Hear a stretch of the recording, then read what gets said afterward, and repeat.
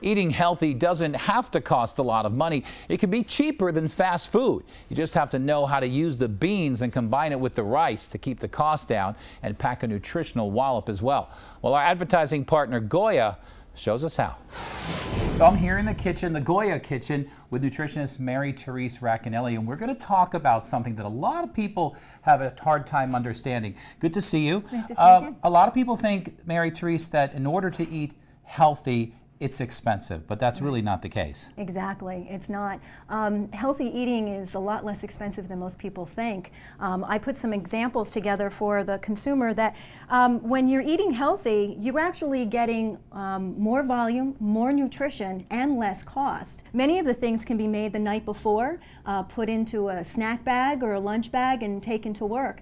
For this chicken meal, this chicken skewer, rice and beans, a side salad, and a papaya smoothie is only about $3.29, $3.49, and double the cost if you were to go to a fast food and get a chicken sandwich, a thing of French fries, and a small soda, and it's about $7.19. But there's also the nutritional value. I mean, this meal is packed with nutrition. Absolutely. Compared to this, Absolutely. Right? The thing that a lot of people may not know is that beans, there's a recent clinical study that was just reported by the USDA about red beans. Red beans came in the highest of over 100 foods that the USDA analyzed for antioxidant properties, and that was superseded by blueberries, strawberries, wow, and a lot of other foods that people think are very high in antioxidants. Red beans came in number one. I love beans. They're just a great way to add to your diet all the fiber, the protein, and all the good stuff. All right, so Absolutely. that's chicken to chicken, right? And over here, we're going to compare meat to meat. Now, I'm looking at this, and this meal looks way more appetizing than this meal. Absolutely. What's interesting about this is it is very quick to make, because with meat you're not having to cook it for a long period of time. You just do it in terms of your time temperature.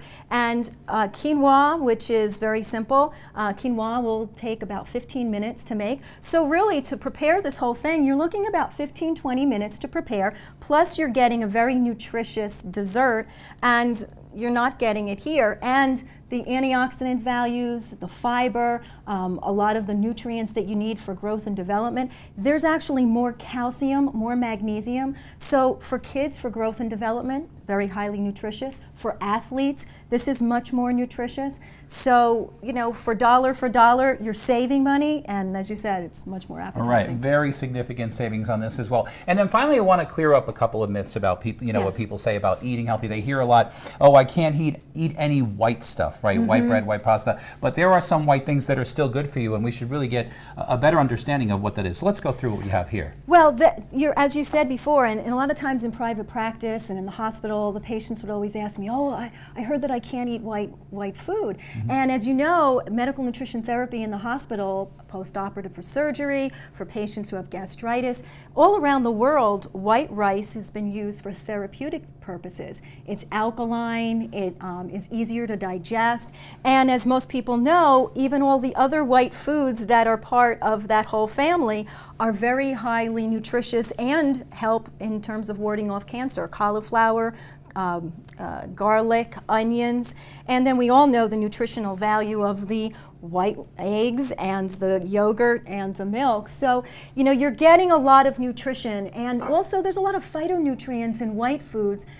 Maybe not exactly as they are in blue and red and orange foods, the beta carotenes, but all of white foods do have high phytonutrient properties. So the point is, you really have to understand what you're eating. It's not just a blanket statement of avoid all white foods. All right, MeriTerese, thanks so much for all that information. I really appreciate it. It was nice seeing you.